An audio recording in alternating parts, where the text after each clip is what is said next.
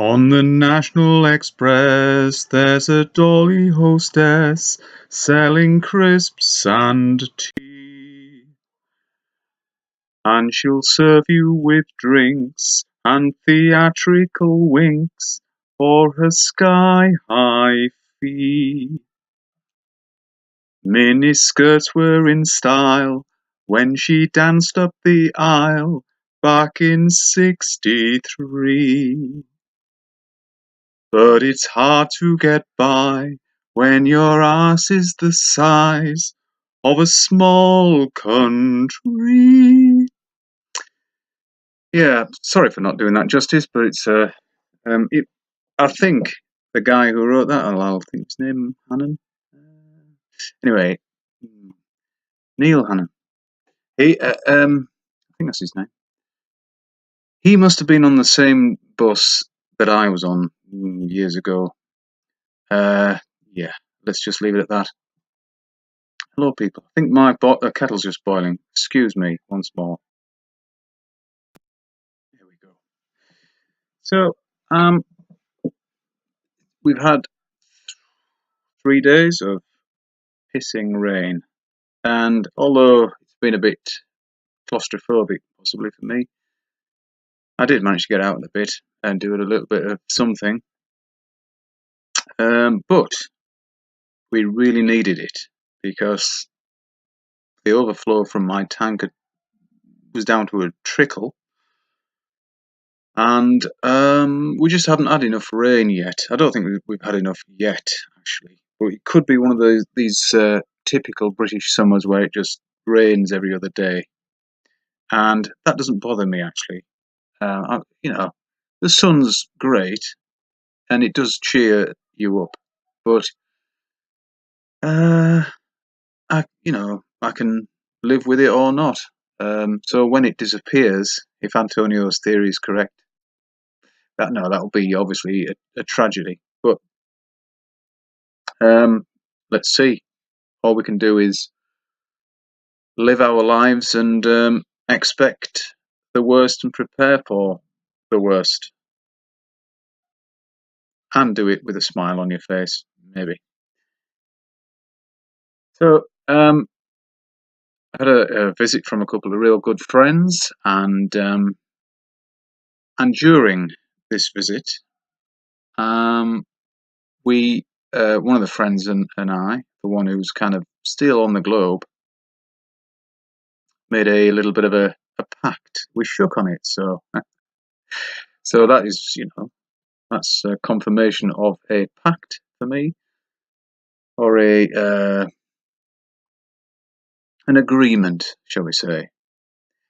And I've chosen a place where there's a bit of a concave coastline where you can see from over the water from one shore to the other. And it's only a very sort of gentle arc, but it is enough to look over the water. Now, the trouble with doing something like this, I would say, is one, it's the weather. The weather conditions have to be right, otherwise you won't see anything. And the other thing is, when you're that close to the coast, to inshore, the water can obviously get breakers. I know you get swell out further out you go, and you get breakers. Now, you don't get much swell on some days, you don't get much, but you still get the breakers. But they should be small if the swell is not large. So, then the agreement is between us that what we're going to do first of all is we're going to have cameras at each observation point, tape measure to measure our distance from the water, the sea level, and a mirror piece, so we can signal, as it's a military, well-known military method for signalling. So that's what we're going to do, and it depends obviously on sunlight and who can flash who and all that. So that's why we're going to have mirror and camera at each end, hopefully. Now, my friend said if we can see the mirror and we can do the curve calc and all that, and I'll have to, I'll have to actually fill in on the nonsense of that. But anyway, that's another thing. But just the 8 inches per mile squared will actually do it in the observation height. And I'm absolutely confident, of course, that weather conditions permitting, that we'll see the mirror flash. And if that is the case, and it will be if we choose the correct day, then the agreement is that my friend then submits and he will say, yes, the Earth is flat. Now, okay, now that sounds very all well and good, isn't it? But the other thing is, of course, if we don't see it, then I have to say it's a ball, but I know it's not a ball. And you may think, well, you scoundrel. But I don't think so. It's if we don't see it, it's because of the weather conditions. And I will say, well, you know, if you can't see the other shore, I won't do it. That's not acceptable for me. We have to be able to see the other shore before we even start with the mirrors. And I know I've been there several times, and I know when you can see and when you can't see it, and all that. And people say, well, it's probably best to do it at night.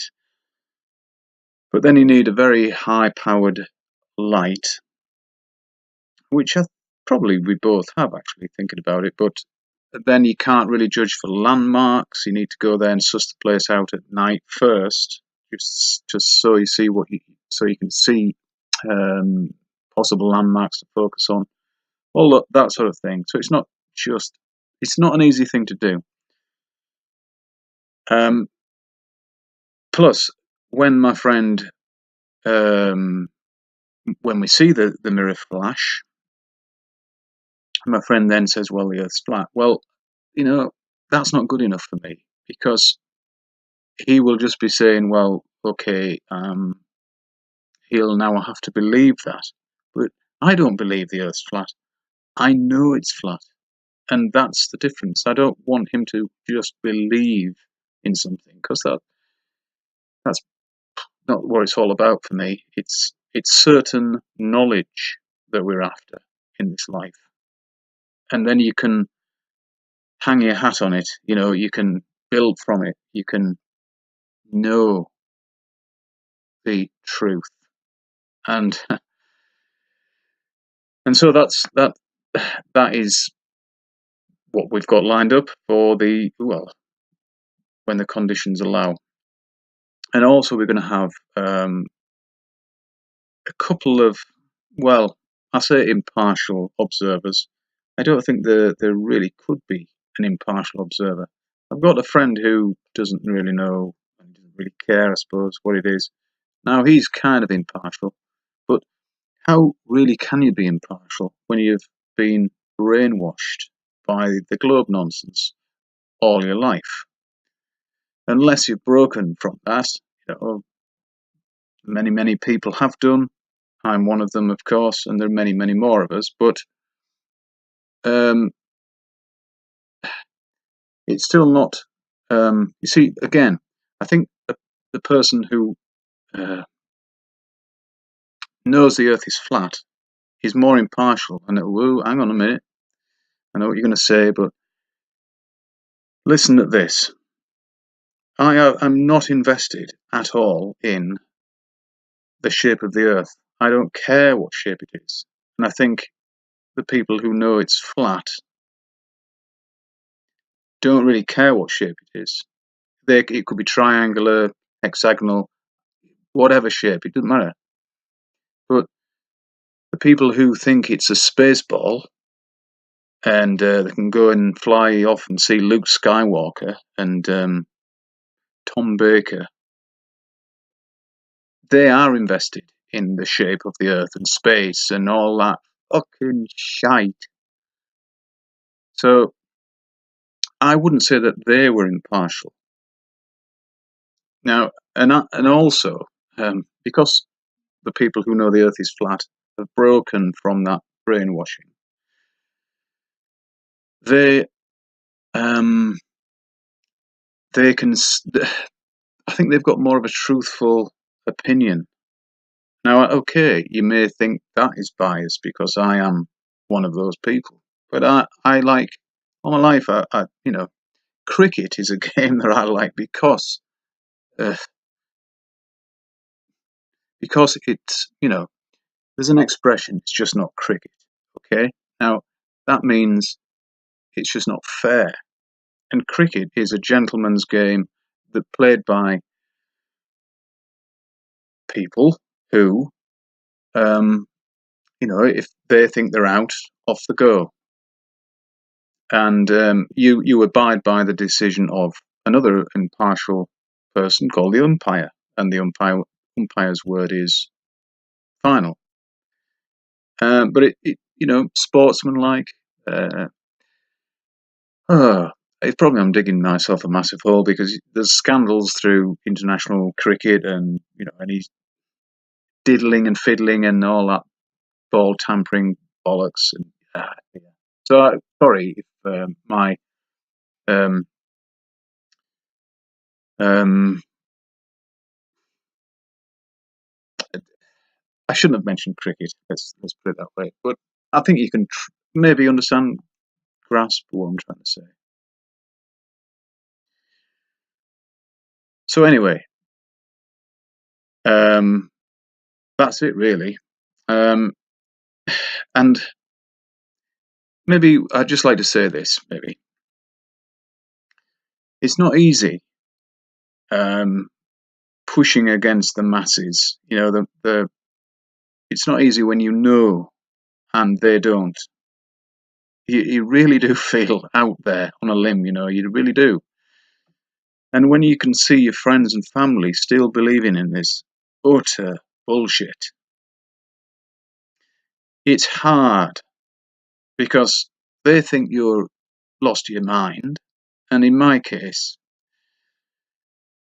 with all this going on, it's very difficult for me to maintain a, well, in other people's opinions, I mean, sanity. And I just hope other people who know we're not living on a spinning ball don't feel that as much as I do, because it is a challenge, and I only want what's best for my friends and family, of course, like any sane-minded person would. So I'm just saying it's not easy. It's not easy for anybody, of course, when you try and tell other people and they just think you've gone utterly crazy. But that's all down to the programming. That's what the words flat earth, first flat and then earth, are meant to do to the globe believers. Because, when people were stupid, they thought they lived on a flat earth. That's what we're told when we're very young, and it stays with us. We've probably made up little games about it, when we were infants. So I suppose it is getting easier. At least, maybe a year or so ago, this friend who we were going to do the experiment with, he wouldn't have even um, thought it was worth doing.